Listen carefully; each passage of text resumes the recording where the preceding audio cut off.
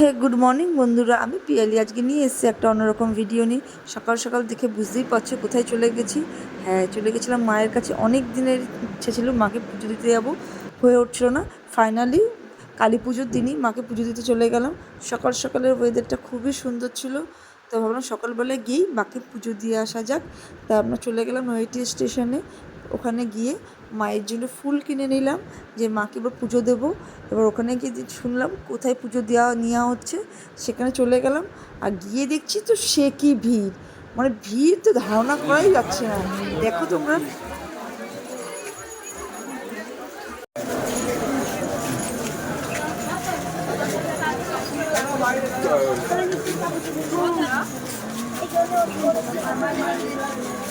Hello.